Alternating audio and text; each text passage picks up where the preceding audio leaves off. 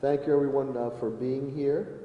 We wanted to give you an update on our continued working with the Department of Justice, and I want to again reiterate that what has occurred in the past should not have happened, and our goal is to make sure it doesn't happen again, and that we become, and working with the city, my internal city team, the Department of Justice, and Judge Roderick Ireland, whose wisdom, advice, and direction has been invaluable to me and our city team to be the best police department.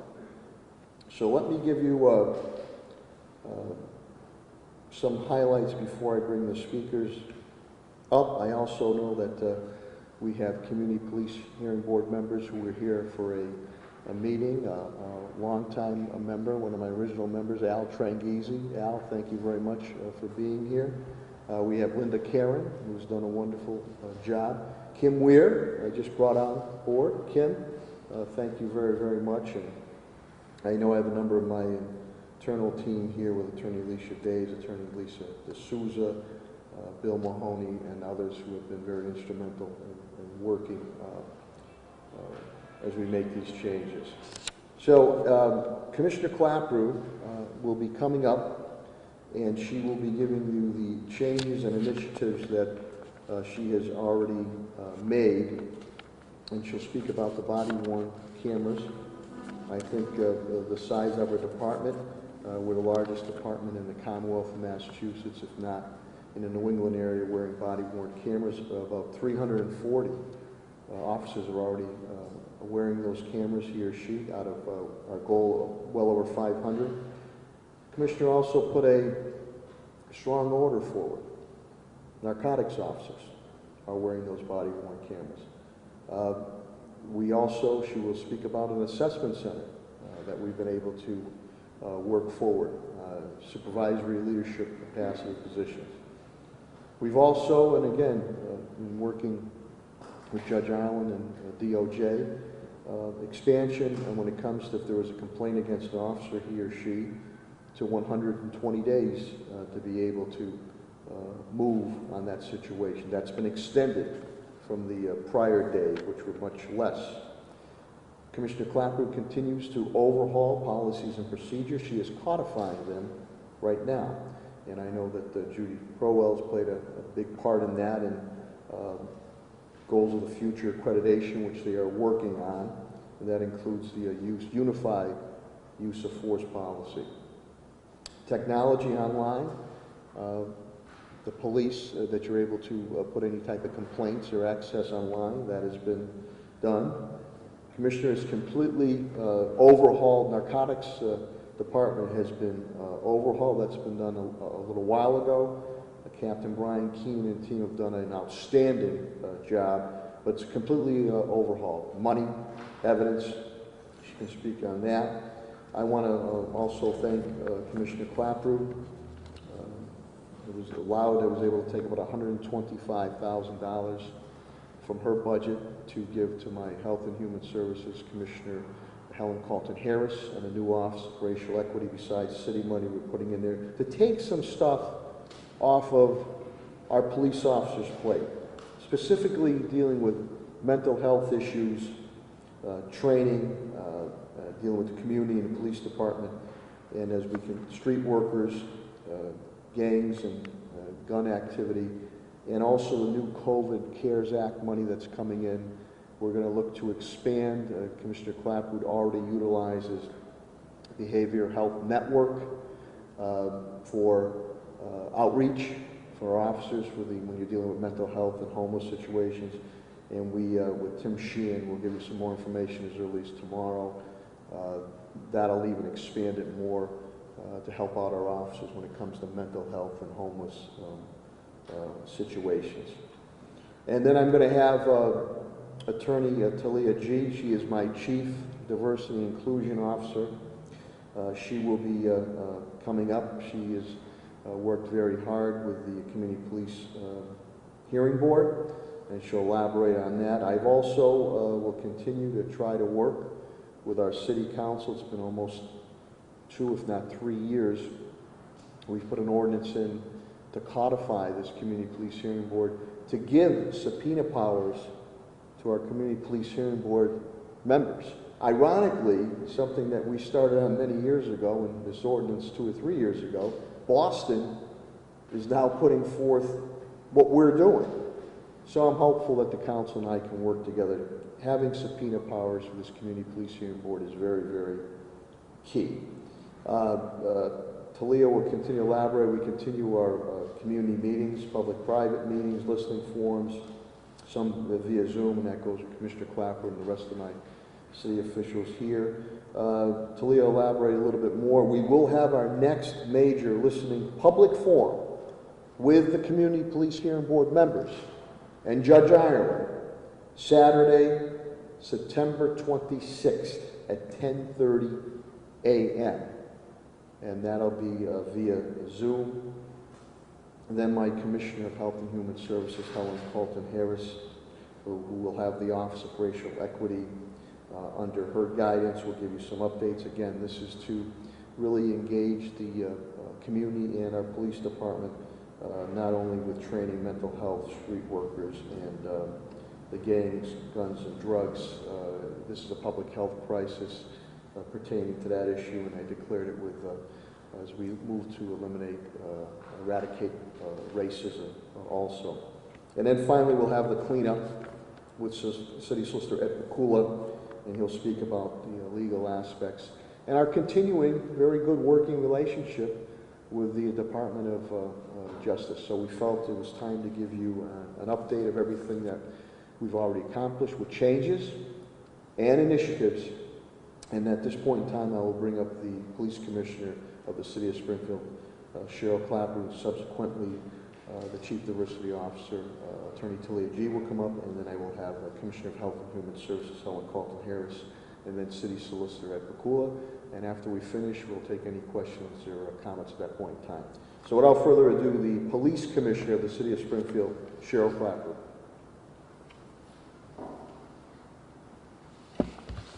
Thank you, Mayor.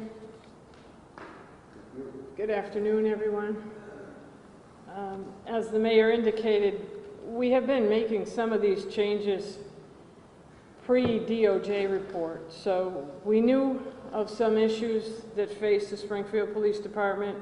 We started working on them. It's been a work in progress, and I continue to move forward with some of the recommendations. Some of the recommendations from the Department of Justice report, and some of the recommendations are from our consultants, which we brought in. We brought in PERF, Police Executive Research Foundation, and a lot of their recommendations, especially the ones that had to do with the internal investigations units, the reporting and how we handle complaints, and the CPHB.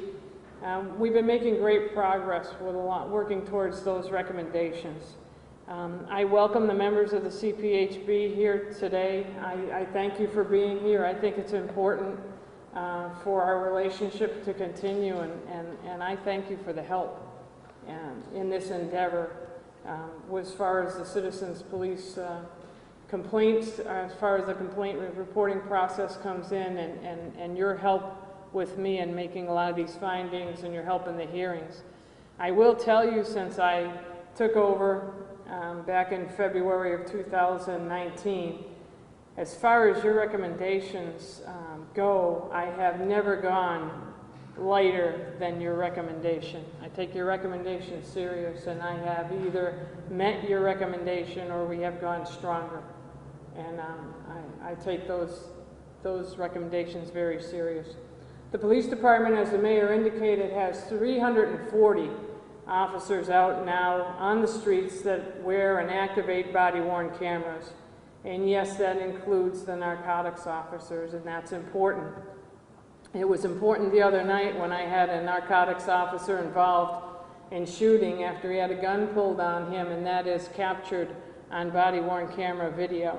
I have reviewed it, and I am very satisfied with the actions taken by the officer. I think you will be when it can be released. And the body-worn camera video, when it involves a shooting and an officer shooting, is released as soon as I can, and that's when the internal investigations report is complete or almost complete, and the DA's office is satisfied that it can be released, and the commanding officer of the crime involved is satisfied it can be released.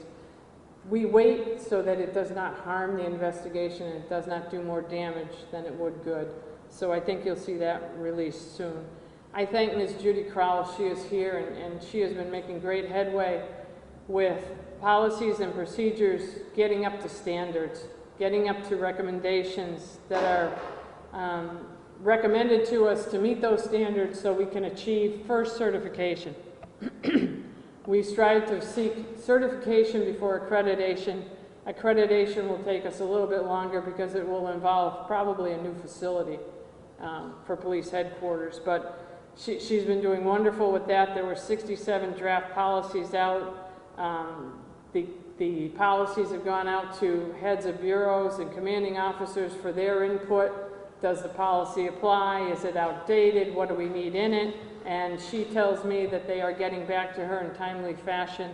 And a lot of these policies she's updating are also recommended by PERF and meet the PERF standards. So Judy, I thank you for that and your work, and I continue to work with you towards that goal. The Academy staff has been advised to look at the use of force. What MPTC recommends, we are still right now under the guidance of Mass Police Training Council.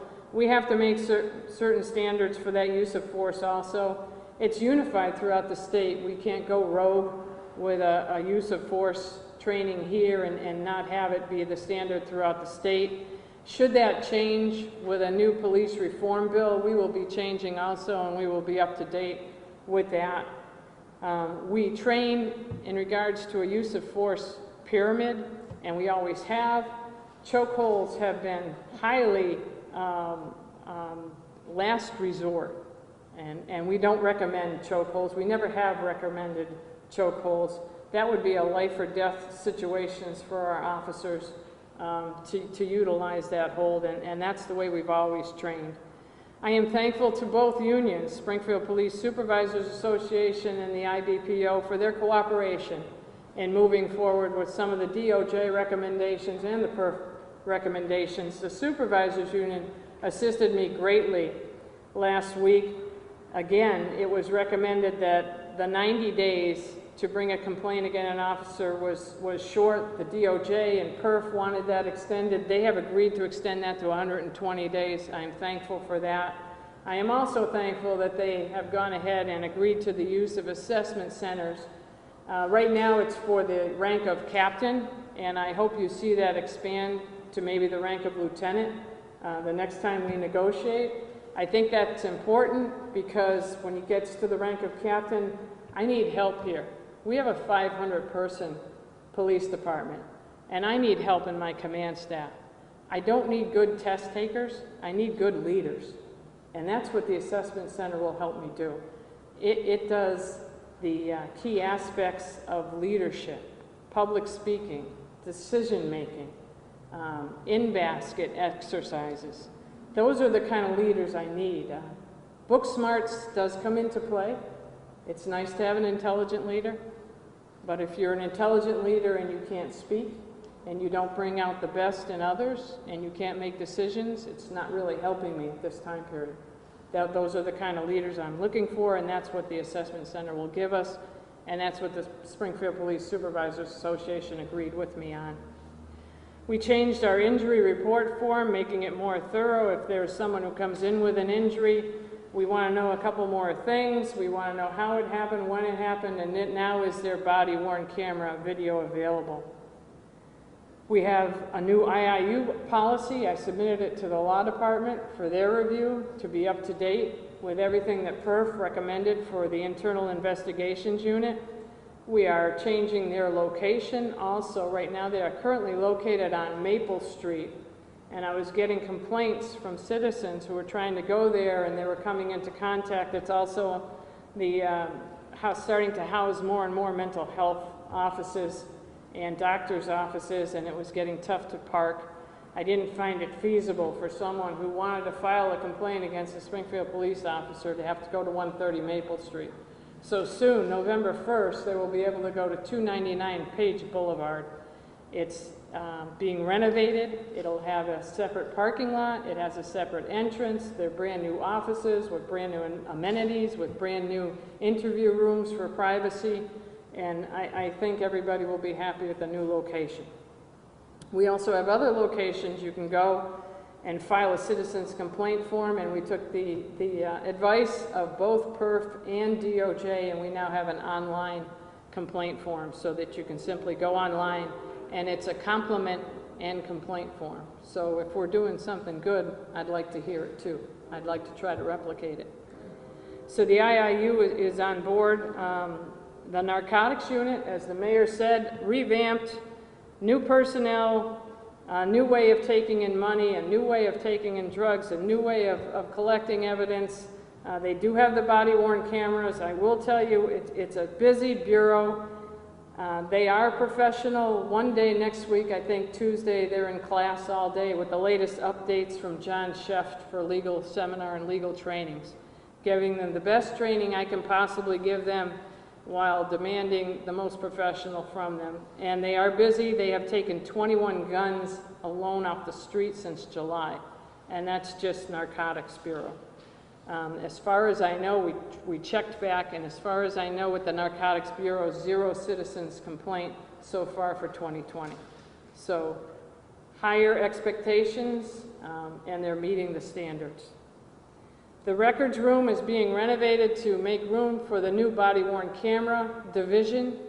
This division takes in all body-worn camera footage. I need an attorney right there, and thank you, Attorney Perculo, if we have a new lawyer to help me out with that, because a lot has to be redacted, and a lot has to be decided upon on what we release, when we release, how we release.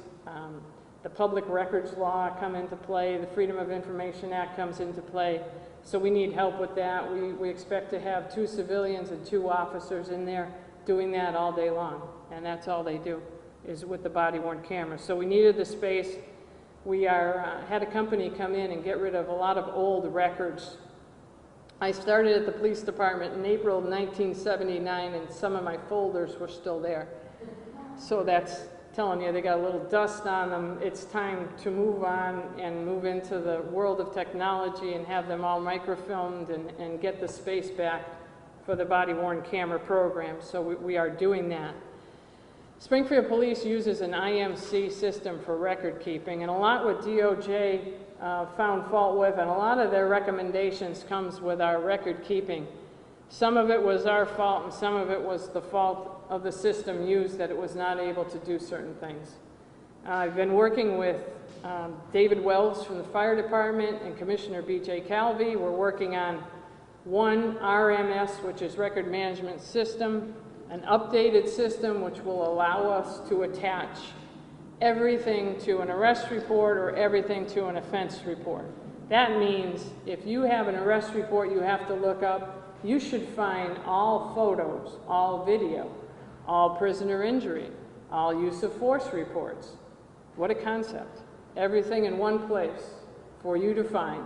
And that would be helpful to our IIU. I'm sure it would be helpful to our law department. And I know it will be helpful down in court for people to look up cases much easier. So that's in the making. We're looking at different companies. We're looking at many different companies offer different packages. So they're doing that now. And that'll be a great advantage for us if we can get something that will put everything in one spot. We are screening hard the new recruits. I'm looking to put in a new academy on October 5th. We wanted 40. As you can imagine, we're having a hard time getting the 40. And there's a lot of reasons for that. A lot of people no longer want to be police officers. A lot of people can't pass the standards. A lot of people can't pass the physical fitness tests needed. And now, through working with Chandler, the people who do our psych evals, a couple of the new questions have been put into play with the psych exams.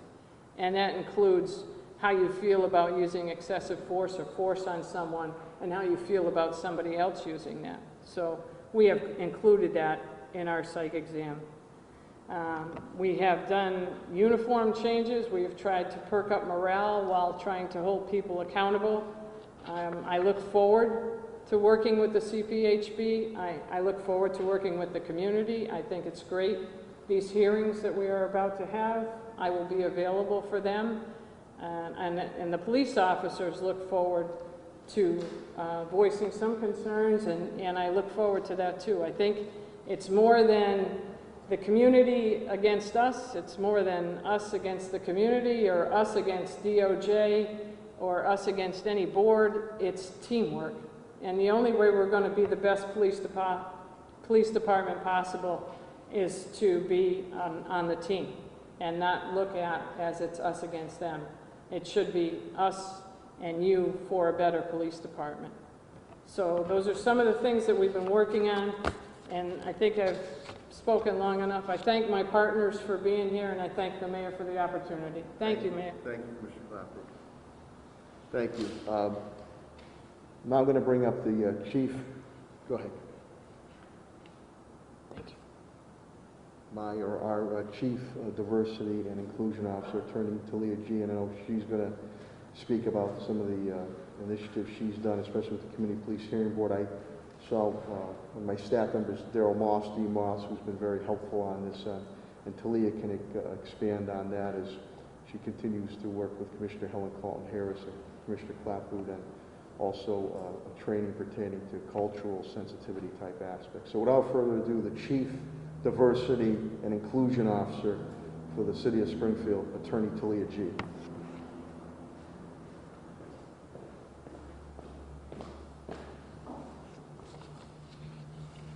Thank you, Mr. Mayor. As the mayor indicated, I have been working with the Community Police Hearing Board, working as the attorney to that Community Police Hearing Board. And before I go over my notes, I did just want to thank the 3 members of the board that we have here today with us. They work tirelessly on behalf of this board, and they are truly committed, so I wanted to make sure I thanked them. The Community Police Hearing Board, just to recap, is a 9-member board comprised of members of the community that listen to citizen complaints. And after they listen to those citizens' complaints, they review them, they review audio, video related to those complaints, and then they have hearings and they make recommendations to the police commissioner about what she should do in response to those complaints. In working with that board, I have tried to streamline the review process, tried to make sure that the communication with the investigating officers is strengthened with the board members so that the board members have all of the information that they need to truly provide a thorough review and make the best recommendation for the commissioner to follow. We have started to preliminarily work on some training that will be provided to the CPHB so that they can be better advised and better equipped with the information that they need about the policies of the department, as well as what the officers should really be doing or not be doing so that they can, again, make the best decisions. It's important to note that the CPHB in their review really want to reflect what it is that they think the community would want to see out of a review of these complaints. And so in doing that, they oftentimes provide feedback about the police officers and the complaints. And so some of that, again, that feedback is provided to the commissioner so that they can, so that the commissioner can do with what she needs with that information. And so some of that feedback can include things like providing feedback about how a 911 call was handled. It could be providing feedback about how an officer responded to a call and what that officer may or may not have done correctly on a call. And so as I indicated, since becoming the attorney to the CPHB, we've started to provide some training, and that will be ongoing while I'm working with the CPHB. The commissioner and I have preliminarily talked about things such as academy instructors, doing presentations before the CPHB, just to better advise the CPHB what it is that the officers are taught in the academy. Switching gears to the community roundtables, they have been very helpful in providing feedback to the mayor, to myself, to the mayor's administration and the CPHB, really again reflecting what it is that the community has questions, comments, and concerns about. I started with the city in 2018. In 2019, I was a part of my first community roundtable, which I thought was a success. We had held another community roundtable event in June of 2020, where the community was able to ask questions as well as provide comments and feedback to the mayor and myself and the police commissioner. In response to that community roundtable, last week we had two separate sessions. The first was with Daryl Moss and retired police officer Charlie Yeomans, where they talked about the activities, the bridges that have been built with the police department and the community over the past 12 years. And that session was live streamed to the city's Facebook and then is also posted to the city's Facebook page today. Second, also happening last week, but also posted in a separate post to the city's Facebook page, was a conversation with myself, attorney Alicia Days, and Linda Karen, who is a member of the Community Police Hearing Board. And in that discussion, we provided a very detailed overview about the CPHB and how a community member's complaint or comment gets from filed as a complaint to being reviewed by the CPHB to then being heard at a hearing and then acted on behalf of the commissioner, or by the commissioner, excuse me. Next week, we will have another discussion with the, I believe it will be with Daryl Moss and with Police Commissioner Cheryl Clapprood, where they will talk about responses to some of those specific questions that were asked back in June. And so please look out for a date on that. We're working on setting a date. After that, on September 26th at 10:30 a.m., the mayor and his administration will be holding a live-streamed Zoom conversation with community members and including the CPHB, where the community members will be able to provide questions, comments, concerns about the investigation process and the work that the CPHB does. And that is, again, following and piggybacking on the conversation that Attorney Days, myself, and Ms. Karen had last week. So I would encourage everyone to please review the discussion that we had last week so that you can come prepared for the discussion on September 26th with the CPHB. So just to recap and to piggyback on what Commissioner Clapprood stated, if community members have questions, or excuse me, have compliments or complaints about an officer, those compliments or complaints can be filed online. Those will be investigated by the Internal Investigation Unit and then heard by the CPHB, which will then provide recommendations to the commissioner. The next roundtable will be held with the commissioner and Daryl Moss next week. Please stay tuned for a date. And then following that, there will be a roundtable event with the Community Police Hearing Board on September 26th at 10:30 a.m. I would also ask that you just look out for other roundtable discussions. I think I speak on behalf of the mayor when I say we want to continue the conversation with the community so that we can continue to receive feedback as well as continue to provide information. Thank you.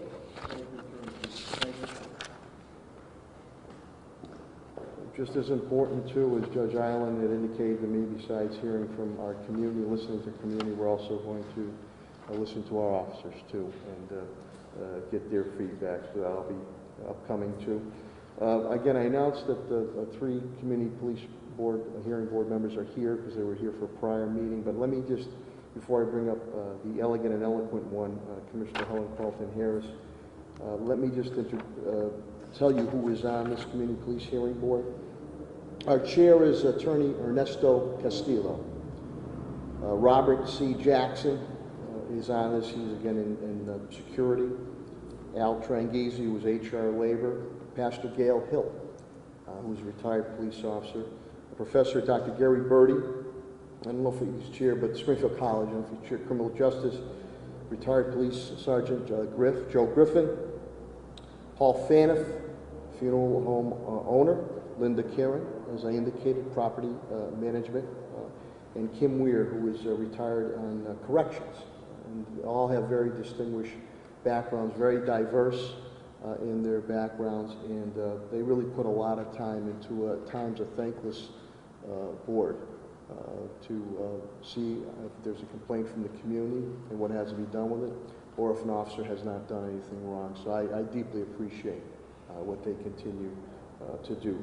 With that, I'm now going to bring up the Commissioner of Health and Human Services, Helen Carlton-Harris, who has not only done a very good job of this, she's done yeoman work being my point person as we continue to move to defeat COVID-19. So she'll tell you about the Office of Racial Equity and what we are looking to do to partner with the Community Police Department, take some things off the police department's plate also.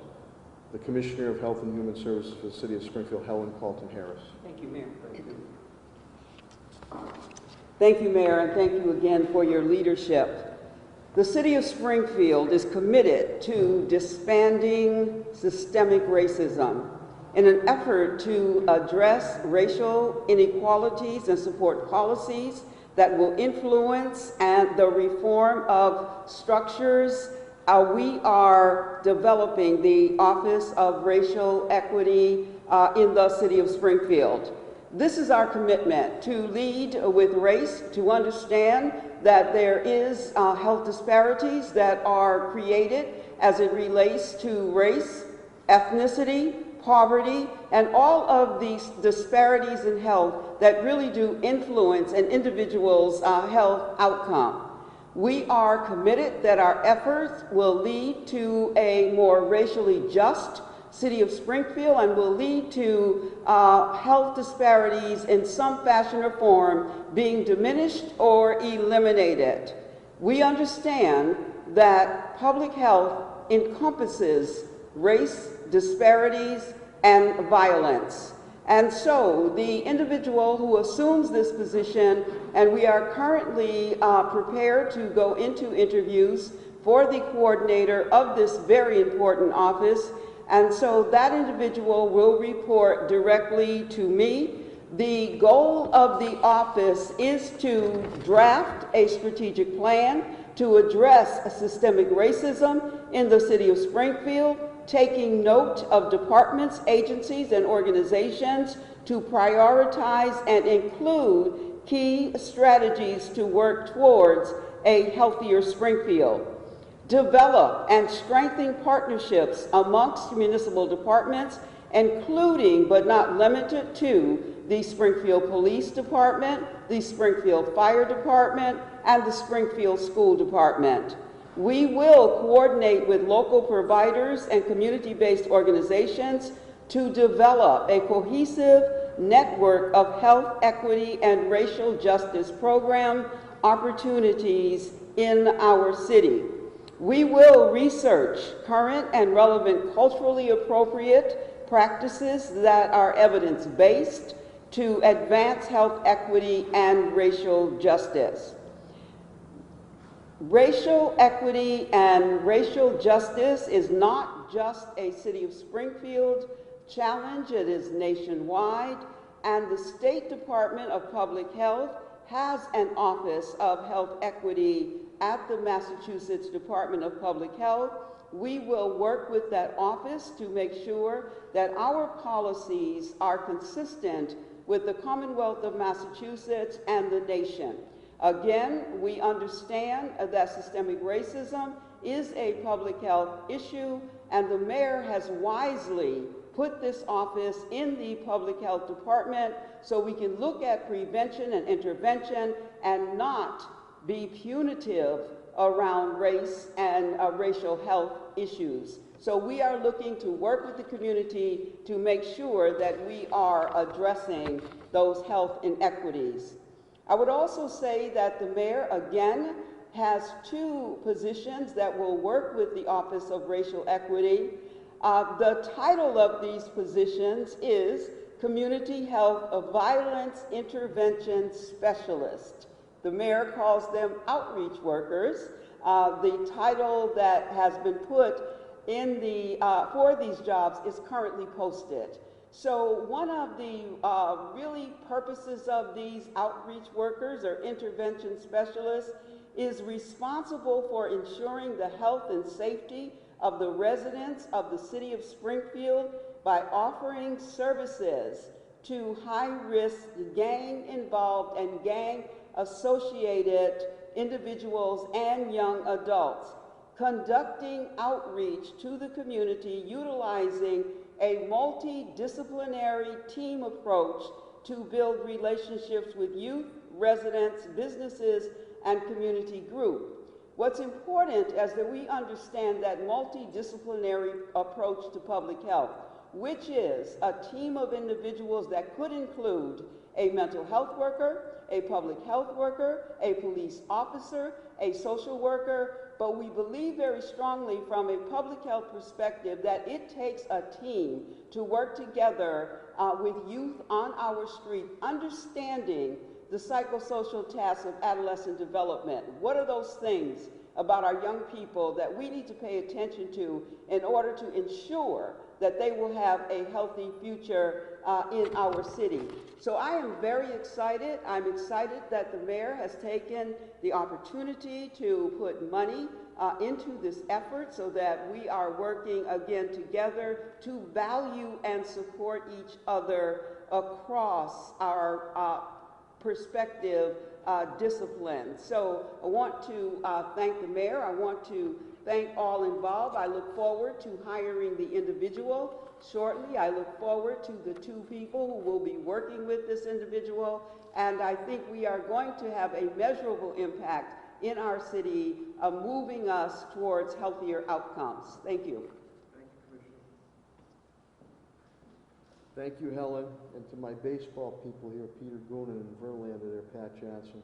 The cleanup hitter and the Sox could really use him right now is Big Poppy. So the cleanup hitter today is City Solicitor Ed Pakula, who has worked very hard on all the legal aspects of this and has been my direct conduit with the DOJ. He'll give you a wrap-up, and then we'll be more than happy to take any questions or comments you might have of the team that is assembled here or myself. City Solicitor for the City of Springfield, Ed Pakula. Thank you, Mayor. I'm happy to be here and speak to you. I want to say it was a couple years ago when representatives of the Department of Justice Civil Rights Division in Washington, D.C., along with U.S. Attorney Andy Lelling and representatives from his office in Boston, came to sit down in the mayor's office and told us they were initiating an investigation.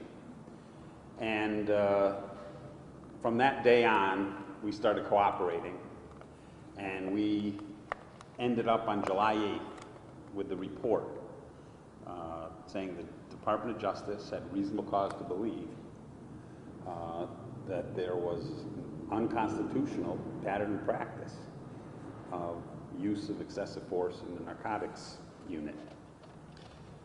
Those are tough things to hear.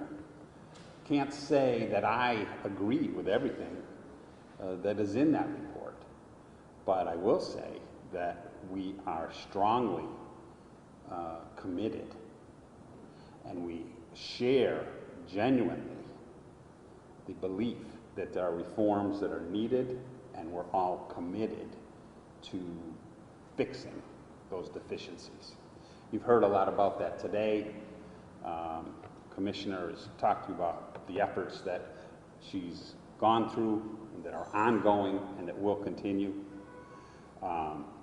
Ms. G has been a tremendous addition to strengthen the Community Police Hearing Board, and that body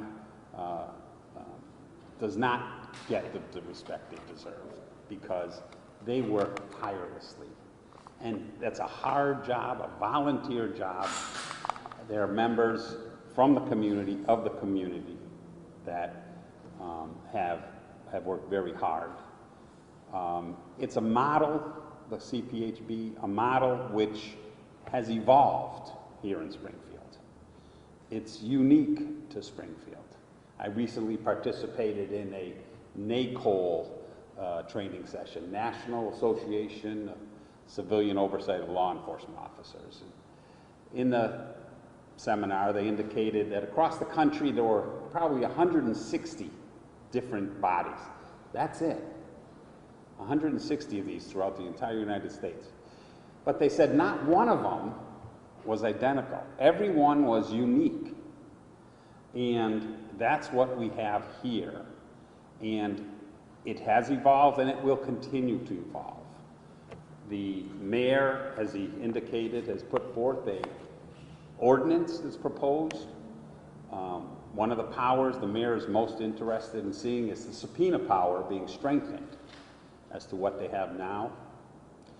But I'm hopeful that working with the city council, we can come up with some version that is that builds on the work that we've done so far, that improves on what we have, and works for all of the community, everybody in the community, to help build a trust in law enforcement that has been shaken and needs to be restored.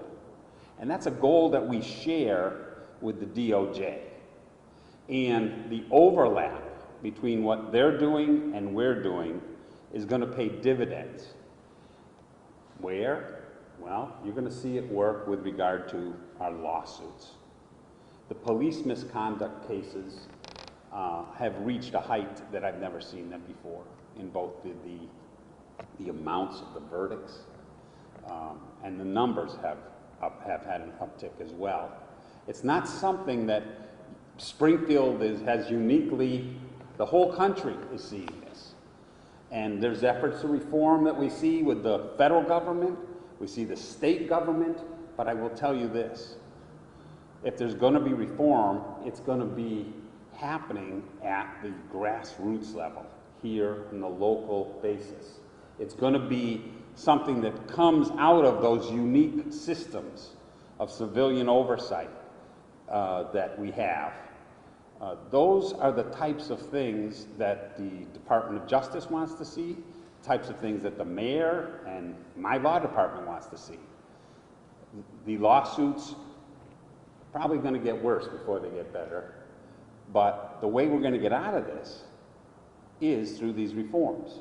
At the end of this, when we've instituted these reforms, we'll see dividends for the taxpayers and for the citizens as we have less of those police misconduct cases.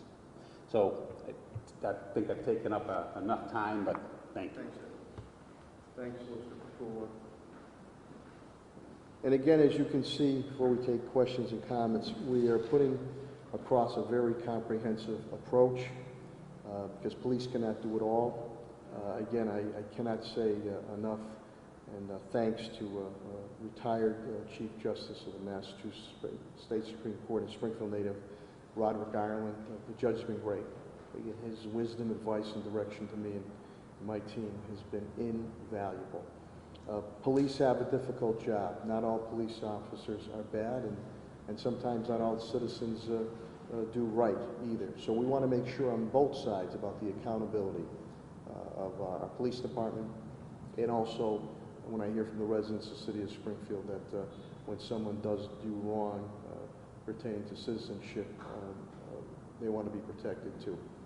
So it's a balancing act, but we have worked very, very well, and I think Solicitor Pakula will say that with Attorney Andrew Lelling and DOJ, and they see a lot of progress that we've made already. There's more to be done.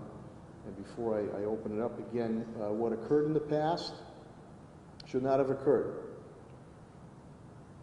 And our goal is to make sure that it doesn't happen again, and working with a great internal team, and working with DOJ, and working with the highly respected Judge Roderick Ireland, is to have the best police department.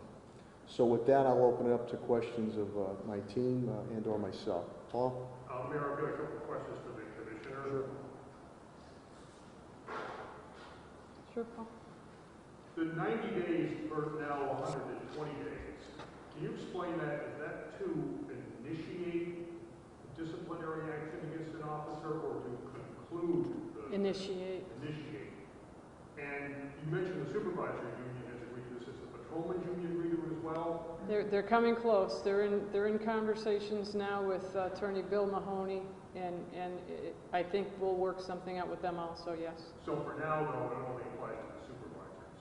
Yes, it would be a 90-day date right now for the IBPO, but we're looking to get it to a 120 also.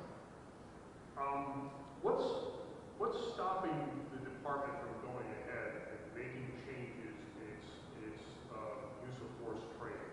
I mean, that was obviously the DOJ recommended that in the report. Right. And I know you're doing some other things with record keeping and the other areas that they recommended, but it seems like the big issue is use of force. And what's holding that up? It's really nothing holding it up. We have to be in line with the Mass Police Training Council. That's where we get our direction from. That's where we get how to do things, the curriculum we teach, what we teach, when we teach it. And it was in line with that. Basically, the DOJ said that as far as the narcotics unit went, it was punches, strikes to the face, and hard takedowns. So we are working with them with that. Are there other ways? But we're caught in this quagmire where we're probably going to see police reform bill come out. We're teaching one way right now, and that's what the MPTC is recommending. Police reform could take away MPTC, and it could bring in a new council and training in a new way. So we're trying to make adjustments now to deal with the DOJ report, but we're actually prepared to make bigger adjustments should this police reform bill pass and whatever it's going to require. You know, you just had too, de-escalation training is already in place. Tasers are in place. And then what I saw the video with the officer on a narcotics ring here that individual, you know, that individual took out a weapon on an officer. So we're moving towards with that, and some of the things already they're not in our wheelhouse as it is. We're doing something right with the new training and the way we're instructing. We don't have those complaints for 2020. So we are making changes. Personnel, how we choose the personnel, how we train the personnel. We're looking at, before I even put them into narcotics, we go over it and we look at their discipline records, their attendance records. So I think we're on the right path. Commissioner, just to clarify what the excessive force, so chokeholds right now are not banned. They are highly discouraged, and it would be a last option, life or death. I have a hard time banning it and telling you that you cannot use it, and if you're in a life and death situation and you can't get out of something and your only option may be to use a chokehold or die, that you should have to worry about punishment also. But they are highly discouraged. They discourage strikes to the spine, to the head, to the shoulders, and that's how we've taught and we will continue to teach. And again, the body-worn cameras are on narcotics officers. Now, the commissioner ordered that, and 340 of nearly over 500. Aubrey, this is the most Are you able to say how many times since the implementation of the body-worn camera program the footage has been reviewed? It's always reviewed, Andre. We review everything that comes in, and we have used it. I would say that it's already been helpful in a dozen cases. And if the video has not been helpful, you know what's been great is the audio that we've been picking up. So it's always going to be reviewed, and cases of prisoner injuries going to be reviewed by the IIU, the body-worn camera footage. Complaints or high incidents are going to be reviewed by myself, but the team is always reviewing it. When it comes to those site evaluations, you were talking about the questions of how they feel about excessive force and other officers using. What are some answers that would disqualify someone? I don't know, that's up to those psychologists who can better judge that than me, but I would say that we're looking for indications that might tend to believe this person is more apt to use violence against someone and more apt to be hesitant to report violence by his partner. We are now, we also teach an EPIC training from New Orleans, and that was simply to recognize not only your behavior, but your partner's behavior. And if they are starting to get too aggressive with someone, the ability and the courage to interrupt that, to stop that. They used to say it's the blue wall of silence. I don't think it's the blue wall of silence anymore. They know their job and their livelihood depends on doing the right thing also. So I think we're breaking that down. Yeah, Pete? You spoke about the assessment center process. Is that new for supervisors and it's going forward? And why is that advantageous over, you said part of it is rather than just taking a test, it's assessment. Can you just briefly explain? Yeah, we always had it for deputy, and you could institute it for commissioner. I took it for the deputy's job, and what I saw, Peter, is it looks at my skills a lot more than taking a written test. And what's happening is if you're out now for some reason, COVID, sickness, illness, you have the advantage over others who are working day in and day out for studying. And am I getting the best candidate? The assessment center will allow me to not only get a written skill, it's going to be 40% written, 40% assessment center, and 20% training and education and experience. So I should be getting a better candidate. For right now, it's for the captains, and I depend on the captains greatly. They're the ones that are reviewing these prisoner injury reports. They're the ones that go and do roll call training and should be noticing problems or signs of an employee having difficulties in some way. So I need leaders in those spots. I need people with courage to make corrections and to bring out the best in people. And the assessment center gives me that. I feel the assessment center is the way to go.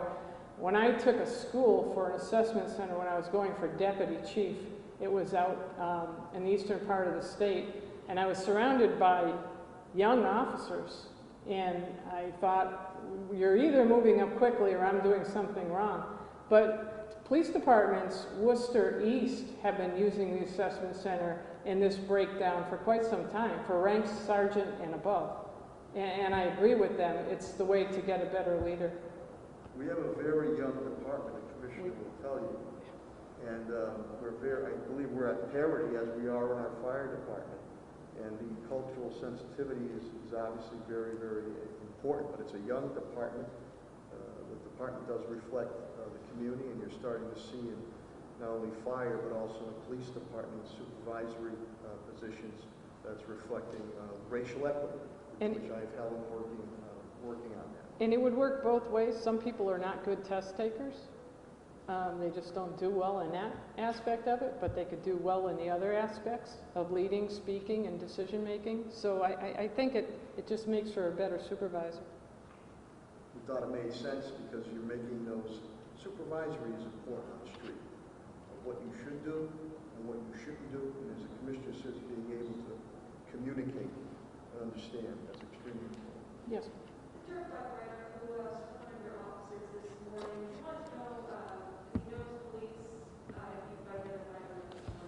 We had a female officer working a road detail at State and Edgemont this morning, and there was a male on a dirt bike doing wheelies all the way down State Street. Our crime analysis got him from Benton Street on down, pulling a wheelie, and we think intentionally drove into the female officer, got up, tried to run. The female officer and a fellow officer who was working near her tackled him. They fought with him. He's under arrest. He's 25 years old and charged with many different charges, including the dirt bike was stolen. And she was treated at the Bay State ER and released, and I believe as was he, and he faces charges that include A and B by means on the officer, to A and B on the other officer that he fought with, stolen motorcycle, and driving to endanger, and a few other things. What's his name? Don't know if I have it with me. I know he's 25, and I can probably get it for you. She got bruises and banged up. She said she feels sore, like she was in a car accident. Took a direct hit, and will be out for a while. One last question on the body-worn cameras. Are there any circumstances where the narcotics officers turn them off or don't have to wear them? Or do the same rules apply to them as every other supervisor control officer? There's a couple strict circumstances that they cannot display a body-worn camera, and that has to be authorized by the supervisor. The supervisor has to let us know that, and that would be if they're making an undercover drug buy or they are talking to a confidential informant, and that is it. But if they're going in to make an arrest, they got a warrant, knocking on the door, something like that, they have to They have a camera. better have the camera on. Yeah. Any other questions or comments, Mr. Clapprood, or any of the... I've got a question. I think it was not for, I'm sorry, Commissioner. I think it would be for Attorney G. Sure. About the community police here report. Attorney G. One of the issues I remember from a few years ago when the community police report was people said that when they made a complaint, they never heard back about what happened. The officer was notified about the disposition of the case, but the civilian who filed the complaint never heard anything. Has that changed? So that's actually been part of the conversation that we've been having with IIU as well as with the police commissioner, is working on a formal system of letting people know what has happened, either way, whether their case is going to hearing or the CPHB has not found anything, just letting them know either way what has happened. So we're attempting to, number one, open up those lines of communication with IIU, and then also coming up with a formal process for letting people know about the disposition of those complaints. Thank you. Any other questions or comments? Okay, hearing none, I want to really thank Focus Springfield, and I know some of you are live streaming this, so the TV 22 and Western Mass News, to our print media, Republican, thank you very much for being here, getting this information out to our public that we want to serve proudly and in a compassionate way, and keep you all safe. But this is what we have been doing.